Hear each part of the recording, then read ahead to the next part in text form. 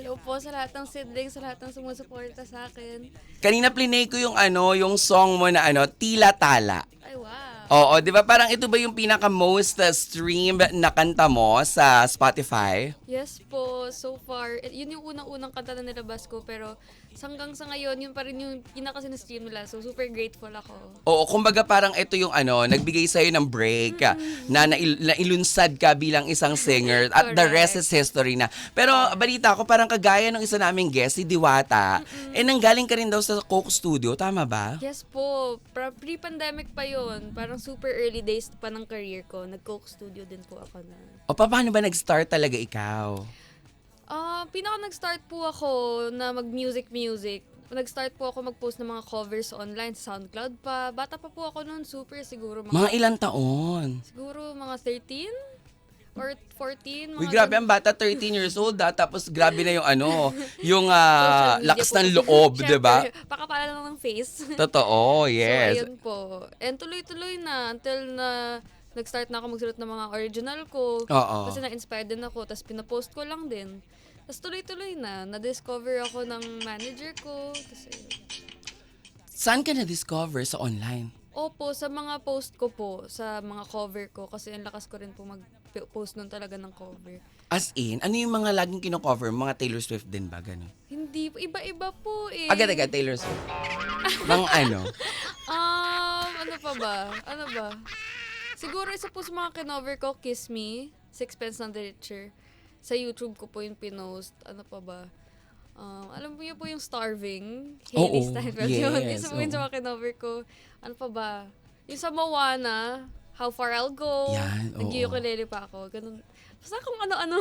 Maraming dumating na opportunity sa'yo sa pamamagitan ng pag-post lang. Pero nung nagpo-post ka, hindi mo naman siguro in-expect, di ba, na parang mapapansin. Opo. Kumbaga parang para sa'yo, nilabas mo lang dahil parang passion mo siya. Wala po talaga akong goal nun. Iba po, di ko po talaga like ginol ng bata ko na magiging singer ako, ganun. Magiging musician ako. Gusto ko magpiloto. Ayun. Pero sobrang love ko rin po kasi yung music. So, post ako ng post. Tapos nung tumanda na ako, parang, oh my gosh, parang gusto ko maging musician pala. Pero hindi mo na in-achieve yung pagiging piloto ngayon. Parang hindi na po. Tumodo ka na sa pagiging Ito na musician. talaga yung final kong gusto. Final answer. Eto na talaga yung final answer. Ayan, syempre nung time na nag-message na sa'yo, kinausap ka na ng yung mga nakadiscover, ganyan. Ano yung nakapagpasabi sa'yo ng yes agad-agad? Kasi syempre, aminin natin, nung mga time na yan, di ba, yan ang pasimula na yung mga scammer.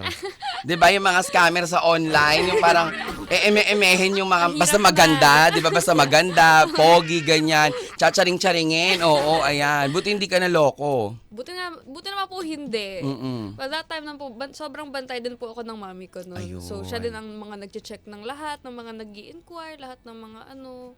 Kasi bata pa po ako noon, minor pa po ako. So, si mami lahat. So, thank you kay mami. Kumbaga siya yung nag-guide talaga Yes sa'yo. po. Oo. Ay, bongga. Tapos, anong unang, yung record label mo, sino yung unang nag-top sa'yo? Sina Miss ano po, yung Sony Music Philippines na po, dahil po galing din ako sa Mint College, para siyang art school din. Music business po yung course ko doon. Tapos po yung mga head doon ng music business, sina Miss Latch, sina Ceremony, parang sila rin po yung nag-connect sa akin sa Sony. Tapos ayun po. The rest is history Yes. again. Ang taray. Sa pagsulat ng kanta, ikaw gumagawa. Yes po, yun talaga yung number one kong ginagawa. Paano yung inspiration? Mga hugot ko sa life o kaya mga observations ko sa mga tao, ganun. Kung anong feeling kong kailangan pag-usapan, yun yung mga sinusulat ko. Yung tila tala, paano mo siya Oh nasulat? my God, ang bata ko po nasulat ko yun. Siguro mga, ilang taon ba ako nun? 15, 16. Meron lang akong crush nun na parang feeling ko ayaw niya sa akin. Pero medyo paasa siya. Ah! Pero, crush ko siya talaga. Ayun. So, yun. Oo, diba? Sinabi ko doon, di ka talaga mapapakailan. Di ka kailanman magiging para sa akin. No? Pero hindi naging kayo or Hindi something? talaga eh. Wala talaga. Crush lang talaga. Hanggang crush ko lang talaga siya. Ang gwapo niya lang, ganun. Kaya tila tala. Kaya tila-tala. Oo. Kaakit-akit, subalit ako hanggang tingin lang. Ay, ganun. Masakit din naman din talagang magsulat ng mga awitin eh. Oo, yes.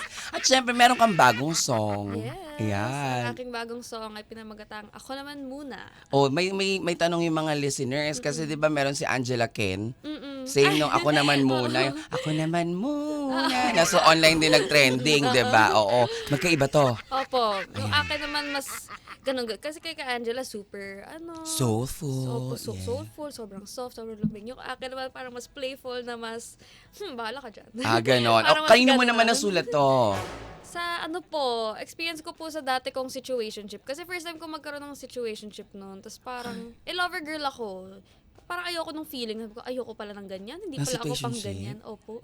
Hindi siya maganda for me. Sige. Ipaliwanag natin. Siyempre, baka mamaya may Okay. mga listeners pa rin tayo na hindi nila alam kung ano Kung yung anong tinatawag na situationship. Yes. Kasi di ba dati, boyfriend, girlfriend, yun na yun. Di ba? Pag busted, busted. Di ba? Oo. Tapos, meron din naman MU. Di ba? tagal na ng MU. Mag-un. Di ba?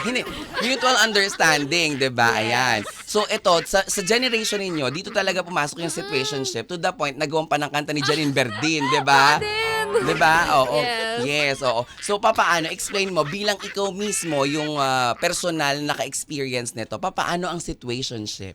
Bali, ang isang situationship ay kung mag-act kayo, parang kayo. As in, parang kayo talaga lahat ng ginagawa ng magjowa. Pero, wala kayong label. Parang di nyo alam kung kayo ba. Walang label, tas hindi mo alam kung exclusive ba kayo or ano. Pwedeng sabihin nga sa'yo na exclusive tayo pero siya hindi pala. Pero nagsasabihan Walang kayo ng label, I love you. Yung iba po, minsan. Yung mga I miss you, good As in, morning. parang magjowa talaga. Pero hindi mo siya jowa. Oh. Wala lang, babaliwan lang kayo. Di ba? Totoo, that's the term. Oo, sorry for the Yes. word, pero nagbabaliwan kayo na parang Yes. hindi lahat ng tao carry nila na na pumasok sa ganyang relasyon. True. Kasi like sabi mo nga, ikaw lover girl ka. Parang, syempre di ba, end of the day, marirealize mo na parang hindi ko deserve ng parang ibinibigay ko yung time and effort ko sa taong to. Tapos para sa kanya, hindi naman niya ako girlfriend. Correct. Masasayang yung araw, yung oras, dun sa dapat sana, kung walang something sa atin, nandun ako sa pag-wait and sa pag-aantay ng di ba? Yung tamang tao na magbibigay ng assurance and security. Yes po. So, ikaw mismo yung bumitaw? Opo. Kasi na-realize ko na hindi ko nga yung deserve pala. Na ayoko pala nun. Na I deserve so much more and this time, ako naman muna ang pipiliin ko. Ayan, dyan pala nanggaling yung ako naman muna. Iba din. Ang toro. Uy, parang ang sakit nung situationship, no? Kayo ba mga ka-vibes, marami ba sa inyo ang nasa era ng situationship? Ay, si Jerma, nag-react. Ayan, oo. Ng situationship. Kayo ba dyan? Stay Ikaw? strong po. Kyla, ikaw? Okay ka? Hindi ka. Ano ka? Dapat gusto mo? Dapat dapat may label. Correct. Yes, di ba? Dapat talaga. Check the label. Yes, oo. Correct. Nasaan na siya? Ewan ko dun. Binlock ko na eh. Talaga? Actually, ako yung binlock niya kasi di ko na siya pinapansin. Talaga? Okay lang naman. Buti naman eh. Buti naman. Hindi, buti naman kasi nagkakaroon ka ng inspirasyon para sumulat ng kanta. Yun 'Di ba? Minsan sa mga singer nagagamit siya, no? Nagagamit siya na parang, saktan niyo lang ako ng saktan dahil pag ready ako magsulat ng kanta, susulat ko to. Susulatan Okay, yun. 'di ba? Yun ang superpower ng mga singer-songwriter. Yes, totoo. Ayan. So ngayon, ano ka na? Happy ka na? Yes, nasa happy and healthy relationship na po ako. Thank Talaga? God. Congratulations. Yun talaga nangyayari pag binibitawan niyo mo yung mga hindi para sa'yo. Ayun, super happy. Parang kailangan ko marinig yun. Charing, hindi. Diba? Hindi, no. Hi, love. Wow! Hi, love. Oo, Love diba? it! Diba? Nakikinig kasi yan siya lagi sa akin. Cute! Okay, charing. So, ayan. O, diba, taray? Nung binitawan mo yon, dumating ba agad-agad o hindi rin naman? Hindi naman po. Well, hindi naman kaagad-agad. Pero pag the more na hindi ko siya hintayin kasi, doon siya dumating. Kasi nung time ng after na situation, sabi ko, ayoko na talaga. Like, kahit sino lumapit sa akin, bahala kayo dyan. Wag na muna, ganon. Ayoko sa inyong lahat. Oo, ganon. Pero may dumating po na sobrang bait, tapos sobrang, ano ba yan? Sabi ko, ayoko na. Totoo. So, yun. 2 years na kami. So, na-compare mo, no? Kung paano yung kahit na sweet kayo dati sa situationship, nakumpara mo na itong may security and assurance ka, Oo naman. ibang-iba, di ba? Super. sobrang sarap sa pakiramdam na maging, alam mo yung feeling mo safe ka lang, sobrang secure, wala kang kailangang isipin na, tama pa ba to, ano ba to, wala lang, ninanamnam mo lang yung love talaga and kung ano siya. Yun Yeah. naman ang deserve nating lahat. Tama, 'di ba? At sana kagaya kayo rin po na mga tagapakinig namin, Yes. mahanap nyo rin, 'di ba? Correct. Yung deserve ninyo. Alam mo hindi ko sasabihin na na kapag kayo ay nasa mga tsaka-tsakang relationship, yung mga toxic na ganyan, hindi ko sabihin na iwan nyo na yan agad-agad. Hindi talaga. Kasi syempre, 'di ba? Hindi ko naman pinagdadaanan 'yon. Magkakaiba tayo ng istorya ng pag-ibig eh. 'Di ba? Pero ang sasabihin ko talaga, naku, namnamin nyo lang, enjoyin nyo lang. Kasi syempre, 'di ba, yung nangyayari sa inyo, preparation yan. And at the same time, syempre, yan din yung pinaka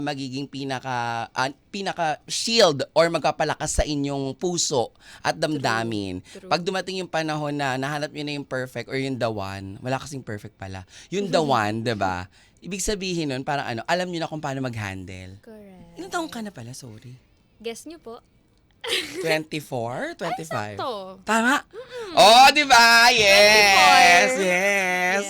24. Ang Ayan. galing. Siyempre naman, ako kaya si Kuring ng pangako sa'yo. Tsari, hindi, di ba? Ang dami 24, pero bagets sa bagets din talaga. Pero kasi hindi, kaya ako nasabing 24. Alam mo kasi the way kang magsumagot, Gen Z. hindi, the way kang sumagot, tsaka syempre, di ba, parang alam ko may experience ako. Kasi tsaka naman, ang dami mo na naka-situationship, tapos bagets na Isa pa lang, sis. Di ba yung ganun, di ba? Oo, isa pa lang pala, tapos jowa, di ba? Oo, ayan. Get. Oo naman. Di ba? Gets. Tsaka Gen Z. Yes. Yes. Ayan. Nakaka-happy. So, anong favorite line mo dito sa Ako Naman Muna? Ang favorite line ko siguro, and siguro yung pinakamabigat for me pag kinakanta ko siya, kahit happy song siya, ano ba yon? Di ka para sa akin, ang hirap lang tanggapin. Pagmamahal ko ay nasasayang lang. Ako naman muna. Siguro yun. Kakantahin mo ng live? Sige. Ay, sige, tara, For dali. you. Ay, thank you so much, Sid. Kanina, walang biro. Kanina nung naliligo ako, piniplay ko lahat ng mga songs mo. Taray! Yes, totoo. Naliligo My ako kanina. gosh. O, alam niyo, naliligo ako, ha? Na-confirm. Na-confirm, di Charis. ba? Kasi naliligo, di ba? Syempre. Naku, eto na. I-play natin ang awitin na live, ha? Yes. Yung Ako Naman Muna. Yes. Okay, sige. Dahil mag-set ba tayo ng guitar? Hindi na. Dito ka nila. Ay, ikaw tutugtog? Opo. Ay, ang taray. Ilagay natin tong isang microphone. Live na live dito sa Banana Cruise. Sid Harta. Parang kasalanan ng mapaibig sa'yo. Ayoko na muna. Ibang aliw sa piling ng isa't isa. Pero ba't bumibitaw pag may nakatingin na iba? Di ka naman ganyan kanina. Parang kasalanan ng mapaibig sa'yo. Lihim na pagkapit di para sa tulad ko. Ayoko na muna. Ba't mo ko sinasakal, tas gusto mo na malaya ka? Di ko mahulaan kung gusto mo pa talaga, o takot ka lang na mag-isa. Parang kasalanan ng mapaibig sa'yo. Lihim na pagkapit di para sa tulad ko. Ayoko na muna. Ang tangi kong hiling ay sa'kin ka lang din, baby. Ngunit ayokong banggitin ang init pa ng lambing natin. Di ka para sa'kin, ang hirap lang tanggapin. Pagmamahal ko'y nasasayang lang. Ako naman muna.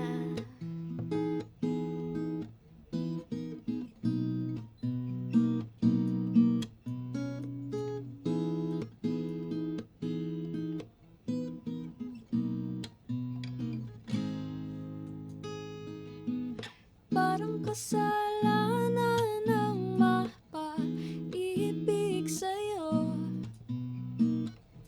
Lihim na pagkapit di para sa tulad ko. Ayoko na muna,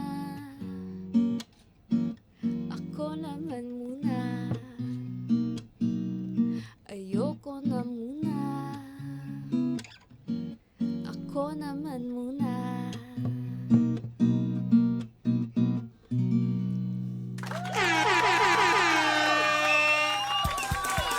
Banana Crew exclusive.